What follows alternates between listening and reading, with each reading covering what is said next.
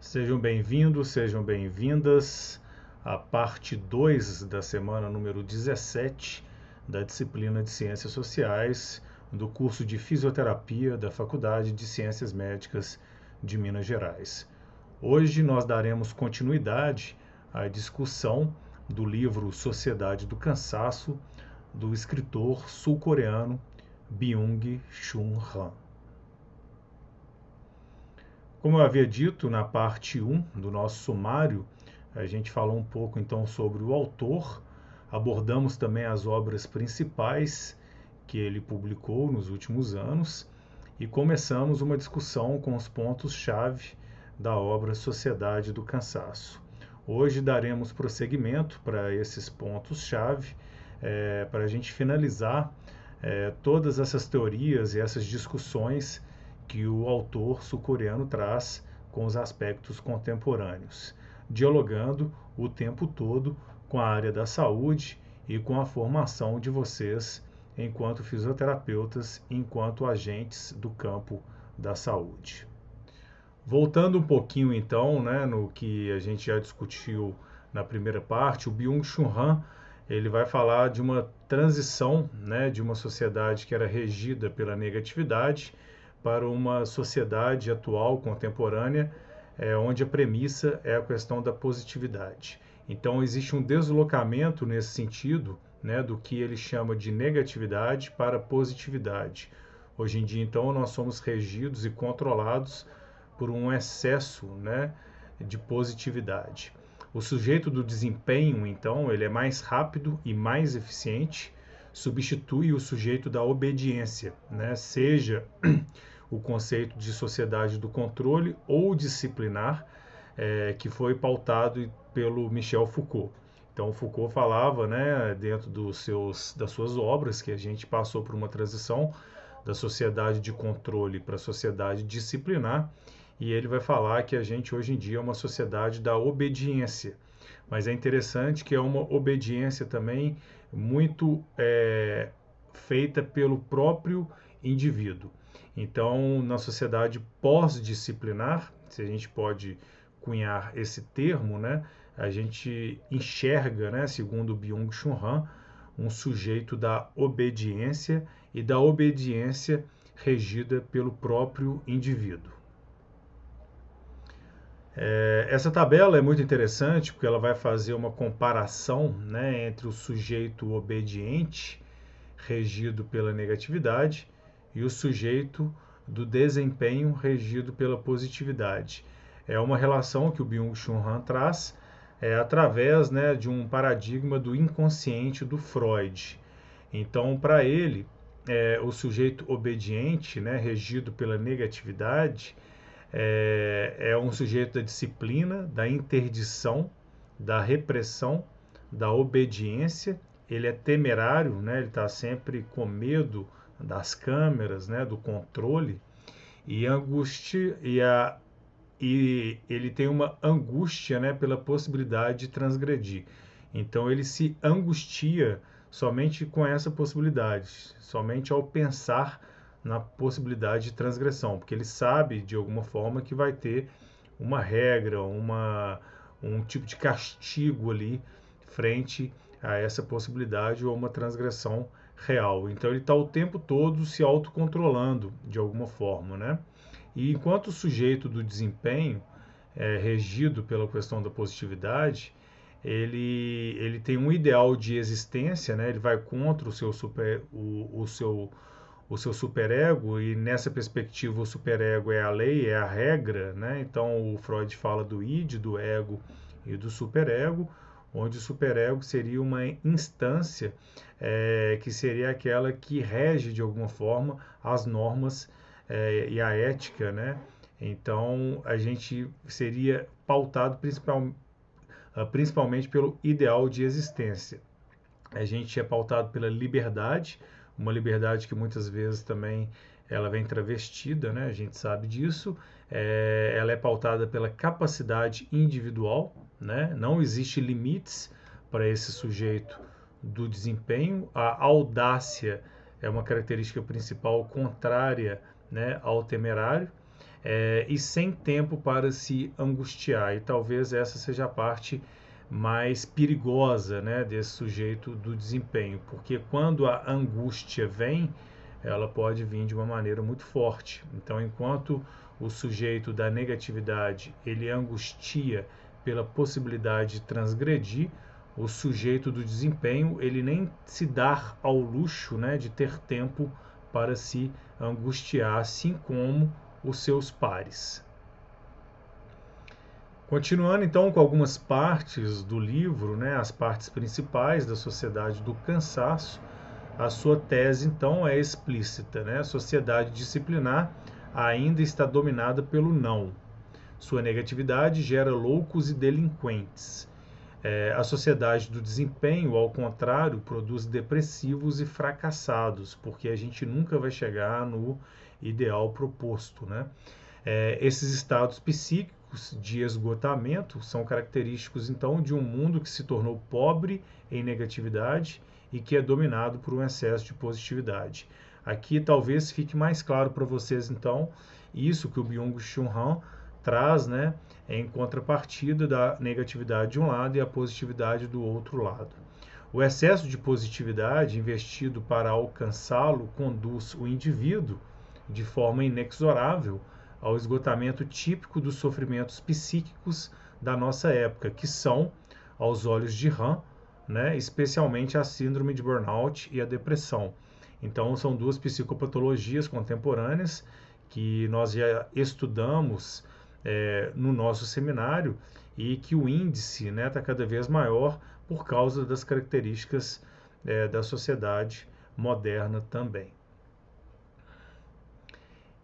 Continuando, ele vai falar das palavras-chave contemporâneas, né, as palavras que a gente escuta no vocábulo do nosso dia a dia, né, seria projeto, motivação, iniciativa, eficiência, flexibilidade, criatividade, ou seja, avaliações positivas de indivíduos ativos. Então, eu garanto para você que praticamente todos os dias a gente escuta essas palavras-chave, né, e que vão, de alguma forma, alimentar essa perspectiva da positividade que o Han traz. Nesse aspecto, a hiperatividade, para além da rubrica psicopatológica, que é igualmente a incapacidade de dizer não, né? Então, existe uma incapacidade de dizer não atualmente por causa de uma hiperatividade, né? De uma exacerbação, de uma potência, né? De um desempenho. Apresenta-se então para Byung-Chul Han como expressão cabal da valorização do excesso de positividade. E aí um detalhe, né, segundo o DSM, Manual de Transtornos Psiquiátricos, uma justa medida de hiperatividade pode ser benéfica. A alteração no funcionamento de alguns indivíduos pode assumir a forma de um aumento acentuado na eficiência, realizações e criatividade. Eu trago essa frase para vocês porque é muito interessante pensar que isso está dentro do Manual de Transtornos Psiquiátricos de 2002, né? Então, o próprio manual ele já traz essa noção, essa ideia, né, que uma hiperatividade leve ela pode ser boa para os indivíduos. E aí a gente questiona, né? Será mesmo que isso é algo benéfico dentro de uma sociedade que já incentiva e prioriza essa hiperatividade? Por que não chamar de somente atividade, né? Por que esse prefixo hiperatividade? Será que a gente está falando de algo, né, que está dentro de padrões normais ou a gente já está fugindo um pouco disso, né, para algo atípico? É algo a se pensar também. E aí eu vou trazer algumas frases do Nietzsche que pautam, né, de alguma forma o texto do Byung-Chul Han. E muito legal a gente pensar que o Nietzsche já falava sobre isso há vários e vários anos atrás, né? Então, por falta de repouso, o filósofo alemão Nietzsche declara: nossa civilização caminha para uma nova barbárie. Em nenhuma outra época os ativos, isto é, os inquietos, valeram tanto. Então, se eu passasse essa frase, né, se eu lesse essa frase para vocês, sem dizer, né, que essa frase é do Nietzsche, a gente poderia contextualizar nos tempos que a gente está vivendo atualmente. Influenciado por Nietzsche, né, Rand considera a hiperatividade contemporânea como uma espécie de esgotamento espiritual dos nossos dias. Legal a gente pensar nesse esgotamento espiritual, né, que vai além do corpo, né, da parte física. Contra o tédio, ponto alto do descanso espiritual, o indivíduo afunda-se inquieto na atividade. Então, o tédio, né, ou que a gente chama de não fazer nada, né, o que a gente pode chamar de ócio também, é muito mal visto dentro da sociedade onde a hiperatividade ela é valorizada. Mais uma frase do Nietzsche, então, presente no livro Humano, Demasiado Humano. Ele vai falar: os ativos rolam como rola pedra, segundo a estupidez da mecânica. Então é pensar um pouquinho também na questão de quantidade, qualidade, até que ponto que essa hiperatividade nos leva, né, a muita quantidade e pouca qualidade de interpretação, de análise e de discussão também. Ora, mas por que julgar de forma tão desprezível a atividade sôfrega dos indivíduos contemporâneos? É uma frase interessante e que o Rand também tenta discutir ao longo do seu texto. O sujeito contemporâneo experimenta uma contradição permanente, a liberdade coercitiva, né? Então, é uma liberdade que é uma liberdade pressionada o tempo todo sob pressão.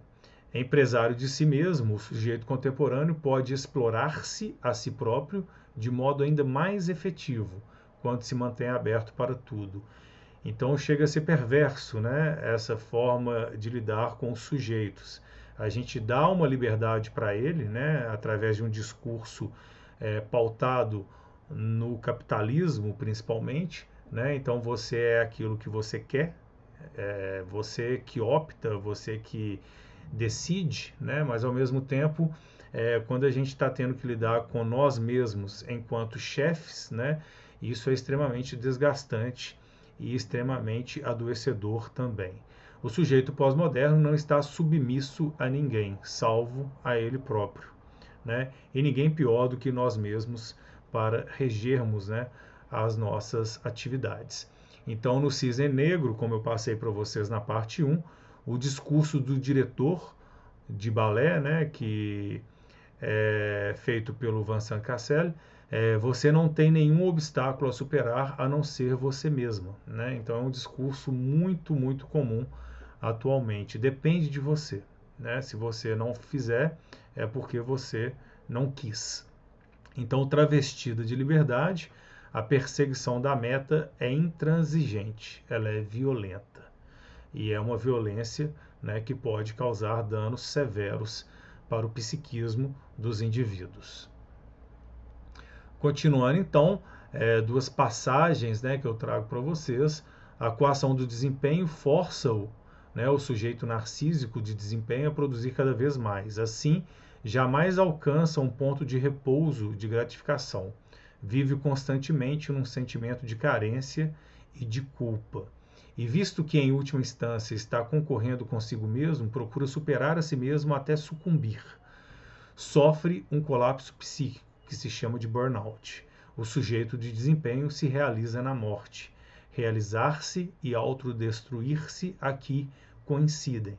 E aí eu lembrei, né, ao falar para vocês desses relógios, né, dos GPS para quem treina corrida, onde você consegue competir com você mesmo, né? Então, olha em que ponto chegamos nessa competição. A gente consegue realizar um treino, né? Esse treino fica gravado. Quando a gente vai treinar num outro momento, a gente compete contra nós mesmos.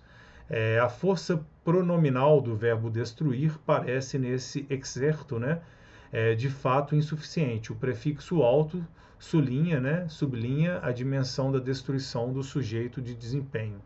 Dessa forma, o coreano apresenta o aspecto áspero e inequívoco de sua tese, veiculada não apenas por discursos empresariais do management e mensagens da indústria cultural, mas também por discursos institucionais de promoção da saúde e do bem-estar, né? Então a gente sabe muito bem como que a questão da saúde entra também nesse discurso do desempenho. A tão propagada autorrealização conduz o indivíduo, de alguma forma, à autodestruição. Eis a lógica paradoxal da liberdade em uma sociedade pós-disciplinar que absolutiza desempenho e produção. Então, aqui uma relação direta também, né, com a área, com a promoção da saúde e do bem-estar, muito pautado também na questão do desempenho o tempo inteiro. E como que o esporte e como que o autocuidado também entra nisso. Então, as políticas públicas da área da saúde não são mais o foco principal, né? O foco principal é você não tem saúde, é porque você não está cuidando da sua saúde. E aí eu retiro de alguma forma a função, né, do Estado de promover, em termos constitucionais, a saúde e o lazer dos indivíduos. Continuando, né, não somente o discurso empresarial, mas as mensagens da indústria cultural, dos discursos institucionais de promoção de saúde e do bem-estar. Então, eu estou repetindo a frase que foi lida para vocês, porque isso leva, né, mais uma vez, à propagação da autorrealização, o que conduz os indivíduos à autodestruição. E aí pensar nesse aspecto, como eu havia dito, na questão das políticas públicas relacionadas à saúde, ao bem-estar e ao lazer do cidadão, que é de direito, né, mas que dentro desse discurso começa a passar a ser responsabilidade individual. É uma lógica paradoxal contemporânea, né? A liberdade que vem travestida em uma sociedade disciplinar, que foi pautado pelo Foucault, que absolutiza desempenho e produção. O excesso de trabalho e desempenho agutiza-se, né, numa autoexploração. Os adoecimentos psíquicos da sociedade de desempenho são precisamente as manifestações patológicas dessa liberdade paradoxal. Essa é uma frase do Ram, né, da página 30 do livro, e que ela, de alguma forma, ela resume, né, as ideias centrais que estão presentes na sua obra Sociedade do Cansaço. O tempo do trabalho total, um trabalho totalitário. Então, hoje em dia, a gente trabalha muito, né? A gente tem pouquíssimo tempo de descanso. E aí a própria pausa se conserva implícita no tempo de trabalho. Ela serve apenas para nos recuperar do trabalho para poder continuar funcionando. Ou então, numa lógica Google, né, serve para que a gente seja mais criativo para continuar produzindo coisas novas. Então, olha como que a pausa, né, como que a diversão, como que a indústria cultural, ela também hoje em dia é pautada, voltada para o desempenho. Eu tenho vários amigos artistas, né, artistas plásticos, e até mesmo uma área onde a criatividade, a pausa e a contemplação é tão valorizada, eu percebo que o desempenho hoje em dia está tomando conta desses indivíduos também, visto que a indústria da arte é uma indústria tão perversa como qualquer outra. E aí o conceito do você SA, né? Ram fala então de uma sociedade atual pós-marxista, alienação no outro e no trabalho, uma vez que a alienação não demanda mais o outro, que está na origem do conceito, mas de nós mesmos. Essa frase é muito forte, então a gente vai se auto-alienando, segundo as ideias do Ram. O sistema capitalista então mudou o registro da exploração estranha para a exploração própria, a fim de acelerar o processo. Hoje vivemos numa época pós-marxista. No regime neoliberal, a exploração tem lugar não mais como alienação e autodesrealização, mas como liberdade e autorrealização. Aqui não entra o outro como explorador, que me obriga a trabalhar e me explora. Ao contrário, eu próprio exploro a mim mesmo de boa vontade, na fé de que possa me realizar. E me realizo na direção da morte. Otimizo a mim mesmo para a morte. Uma frase muito forte, né, mas que a gente consegue perceber esse diálogo também com o psiquismo. Do que a gente está falando? Né? É uma autorrealização ou uma autodestruição? É uma pergunta que o Ram, né, tenta responder de alguma forma. E aí o adoecimento, como já foi discutido, né, 30% dos trabalhadores brasileiros sofrem com a síndrome de burnout. Nós verificamos isso durante o nosso seminário, o quanto que essa síndrome está cada vez mais presente em diversas profissões, em especial na área da saúde. A perseguição patológica, então, pela saúde, aquilo que eu falei para vocês, então, é um discurso de autorrealização, mas até que ponto essa autorrealização, quando a gente está falando de um desempenho na área da saúde, ela é realmente benéfica para a nossa saúde, visto que a saúde é um conceito complexo, né, que envolve diversos fatores e aspectos.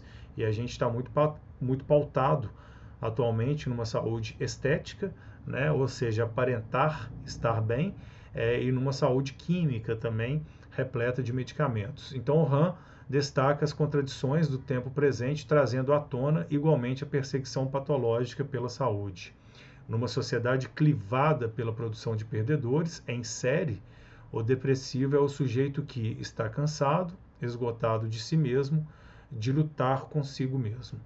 Para Han, o estado de esgotamento na sociedade atual não provém da potência negativa que pressupõe uma reação ou indignação, mas do excesso de positividade. Leia-se estímulos. Então a gente está repleto desses estímulos, dessa positividade, dessa pressão que nós mesmos fazemos no nosso desempenho, né? Então é algo a se criticar e é algo também que deve ficar claro para que a gente possa realmente cuidar da nossa saúde e não ter a nossa saúde como mais um ponto de desempenho. Eu queria sugerir para vocês 2 livros interessantíssimos e que eu gosto muito e que tem a preguiça, né, como tema principal. O primeiro deles é o Oblomov, é um livro russo do Konkarov, que segundo Dostoiévski foi um grande influenciador da sua obra.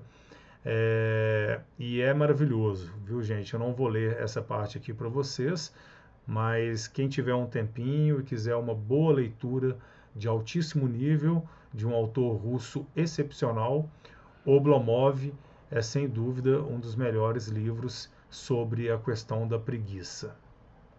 E um outro livro também, né, sobre a preguiça, e aqui eu trago esses temas para ir contra de alguma forma, né, para fazer uma contrapartida aí com o tema do desempenho, né, é o Bartleby, né,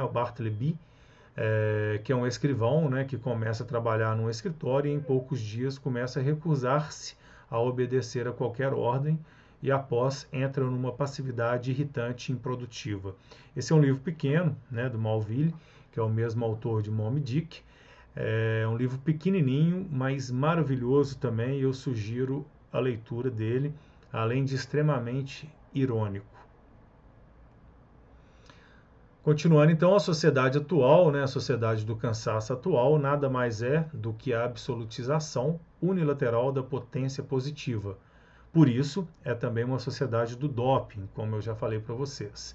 O melhoramento cognitivo, né, pode não representar nenhum problema moral diante da normatividade social vigente na sociedade do desempenho. Então aqui eu trago essa noção, né, de um doping quase que natural em todos os aspectos, em todos os níveis, né, porque é ele que vai alimentar também, de alguma forma, a sociedade do desempenho e aproximar com a indústria farmacêutica. Desprovido de tempo, o sujeito do desempenho não procura mais a gênese do conflito psíquico, cuja temporalidade técnica é lenta, né? Então ninguém tem mais paciência para nada a longo prazo. A medicação psiquiátrica pode atender com a urgência necessária o restabelecimento, a manutenção e o aperfeiçoamento das potencialidades do sujeito impaciente, para a escavação arqueológica de cunho psicanalítico que visa descobrir a origem do sofrimento psíquico. Então aqui, né, principalmente com o que a gente vem vivendo, com a pandemia, que nos angustiou ainda mais, a gente vê um aumento, né, no consumo de medicamentos psiquiátricos quase que de maneira banalizada, né? E aí a gente pergunta se isso é típico ou atípico, né? E até que ponto que as características da sociedade atual não fomentam ainda mais essa super prescrição de medicamentos de desempenho principalmente ou de combate aos seus sintomas. Em um aforismo sugestivo, né, o antropólogo estadunidense Marshall Salins sentencia, né, um povo que concebe a vida exclusivamente como busca da felicidade só pode ser cronicamente infeliz. Eu adoro essa frase. Do mesmo modo, ao juízo de Rand, a lógica social parece inequívoca. A sociedade imperativa do desempenho só pode produzir indivíduos estafados. São frases fortes, né, pessoal, mas são frases que precisam ser ditas para que a gente possa ter uma crítica maior e para que a gente possa também tentar mudar algo que está tão instituído em termos culturais dentro da nossa sociedade. Para finalizar, então, eu gostaria de trazer, né, com uma pergunta, o Zaratustra, né, Zaratustra de Nietzsche pode ainda nos perturbar e inquietar, provocando a reflexão. E também, vós, para quem a vida é furioso trabalho e desassossego, não estáis muito cansados da vida? Né?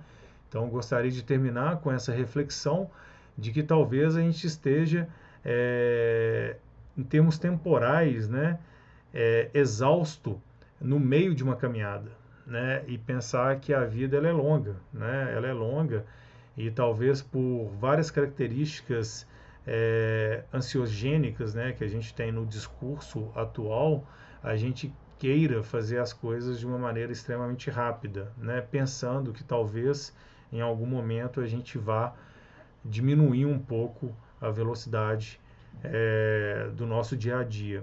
E isso é um equívoco, né? A gente já teve vários exemplos, principalmente pelos nossos antepassados, né? Que talvez alguns de vocês tenham, né? Que eram viciados em trabalho e que viviam com esse discurso, né? Não, daqui a um tempo eu vou dar uma diminuída. Só que isso não ocorre. E isso deve acontecer enquanto a gente ainda está bem e de uma maneira crítica também. Então eu trago essas ideias para vocês. Não é para criar um pessimismo, muito pelo contrário, é para que a gente possa criar um otimismo de mudança frente a essas características, né, que regem o dia a dia da sociedade contemporânea e da sociedade brasileira em especial. Eu termino por aqui, então, a obra do Byung-Chul Han, Sociedade do Cansaço. Eu espero que vocês tenham gostado do tema. É um livro forte, né? Um livro que traz discussões que são pertinentes não só para nós enquanto indivíduos, mas também para a área da saúde, porque a sociedade do desempenho vai estar no entorno, né, de todas as premissas voltadas também para a questão do bem-estar e da saúde. Um grande abraço para todos, um grande abraço para todas e a gente se encontra na próxima semana.